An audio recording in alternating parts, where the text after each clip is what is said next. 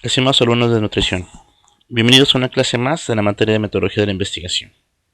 En esta ocasión, vamos a hablar sobre un tema que se llama identificación y delimitación del problema de investigación. Este tema corresponde a la unidad número 2, que es conceptualización del protocolo de investigación. Mi nombre es Juan Antonio Garibay García y a continuación vamos a revisar este tema. Como hemos visto, todo protocolo de investigación parte de un problema. ¿Sí? En el protocolo lo que se busca es resolver un problema. Sin embargo, como digamos punto inicial, hay que saber cómo percibir un problema. El problema lo podemos percibir de diferentes maneras. Por ejemplo, en la cotidianidad laboral, a través de una observación, a través de la intuición, al leer determinados textos o incluso por tener una actitud crítica. ¿Ok? Sin embargo, para poder nosotros realizar y, digamos, determinar el problema, requerimos de identificar este problema y analizar este problema. Y eso es lo que vamos a ver en este tema. La identificación de problema se define como el proceso por el cual se reconoce y se define un problema de investigación. Para esto hay que echar mano de diversos métodos como es la observación principalmente. Esto lo vimos anteriormente en lo que es la clase de ¿cómo se llama? Bueno, en clases anteriores ya lo revisamos. También es importante que se analicen, es decir, que se revisen todos los elementos relacionados con el problema de investigación. Para eso es importante eh, 4 puntos principales. Primero, definir el problema de investigación. Sí, para esto es importante que nosotros nos hagamos la siguiente pregunta: ¿para qué nos sirve? Sí, para esto hay que identificar, explorar y relacionar los conceptos y aspectos del tema que son necesarios para responder una pregunta inicial. Para esto tenemos que empezar a responder esta primera pregunta: ¿para qué nos sirve? Después es importante que nosotros construyamos un diagrama en el cual ese diagrama va a ser nuestro plan de investigación. Entonces, este plan de investigación nos va a ayudar a seleccionar, categorizar los conceptos y los aspectos del tema más importantes, el cual nos va a resolver la pregunta inicial, que fue ¿para qué nos sirve? Después nos vamos a abocar a formular preguntas secundarias derivadas de la pregunta inicial y del plan de investigación. Por ejemplo, ¿qué es? ¿Cómo se genera? Entre otras preguntas que son principales para el proceso de la investigación. En el caso de la búsqueda de la información y la evaluación de esta información, ¿qué se tiene que hacer? Para eso se tiene que identificar y seleccionar las fuentes de información adecuadas. Obviamente no se pueden tomar en cuenta información de Wikipedia, Rincón del Vago, entre otros, solamente información científica que esté indizada. En ese caso son artículos de investigación. Entonces nosotros ya que identificamos y seleccionamos las fuentes de información, ahora hay que acceder a las fuentes de información, ¿sí? Y a revisar o evaluar las fuentes encontradas y la información que contienen estas. Posteriormente, hay que analizar la información. Para esto hay que elegir la información más adecuada que nos resuelva las preguntas iniciales y las preguntas secundarias. Hay que leer, entender, comparar y evaluar la información seleccionada. Y al final, pues obviamente tenemos que responder las preguntas, tanto iniciales como las secundarias. Y al final lo que tenemos que hacer es sintetizar y usar nuestra información. Para esto hay que recopilar las respuestas a las preguntas secundarias iniciales y primarias para resolver la pregunta inicial. Sí, hay que elaborar un producto concreto que exija aplicar y utilizar los resultados de la investigación. Y además hay que comunicar los resultados de la investigación a otras personas, principalmente mediante artículos científicos.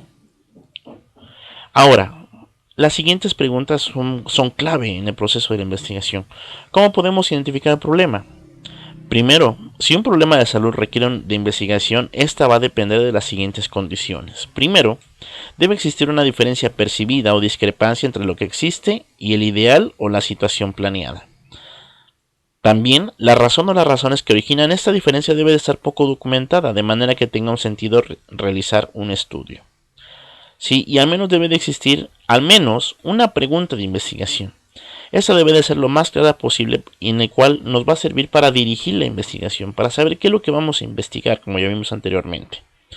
Entonces, debe de existir más de una posible respuesta a la pregunta de investigación, como vamos a ver en temas posteriores. Entonces, ¿cómo podemos identificar el problema? Pues obviamente va a depender de diversas condiciones. Por ejemplo, en que no exista información al respecto o que requiera una investigación más a fondo. ¿Sí? Y para que estos se puedan llevar a cabo se requiere preguntas de investigación, ¿sí? Los cuales nos van a ayudar a guiar nuestra investigación y además nuestro protocolo de investigación se va a enfocar en responder a esa pregunta de investigación. ¿Qué hago para formular un problema de investigación? Se han de preguntar ustedes. Hacer una o varias preguntas de investigación. Esto es fundamental. ¿Sí? Esta pregunta debe de estar formulada, de tal forma que la respuesta no sea un sí o un no. ¿Sí? A partir de dicha pregunta se hace la formulación del problema de investigación en afirmativo. ¿Sí? También hay que hacer un diagnóstico actual del problema de la investigación, para así al final describir el problema de investigación mediante hechos verificables, evidenciando las causas que han creado el problema y sus consecuencias. Por ejemplo, tenemos una primera observación. México, en la actualidad, sabemos que hay muchos estados que tienen desnutrición. Por ejemplo, Guerrero, Oaxaca, Chiapas, Yucatán, Campeche y Quintana Roo. Sí, esa es nuestra primera observación. Este puede ser nuestro problema de investigación, la desnutrición.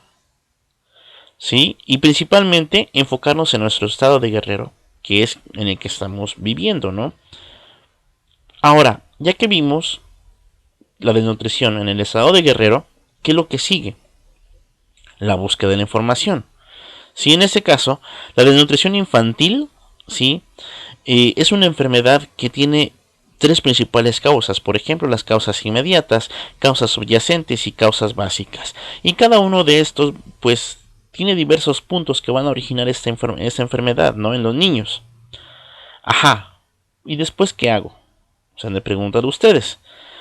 Entonces, ya que tenemos, digamos, nuestro tema de investigación, ahora hay que formular preguntas de investigación. Por ejemplo, ¿cuáles son los factores que inducen que la alimentación inadecuada desarrolle desnutrición en el estado de Guerrero? Suena bien, ¿no? Suena lógico. Sin embargo, pero estudiar el estado de Guerrero es bastante. Son tantos municipios, ¿sí? Que entonces, bueno, ahí es cuando entramos en nuestro primer problema. Entonces, es aquí cuando tenemos que delimitar a la población en la que trabajaremos.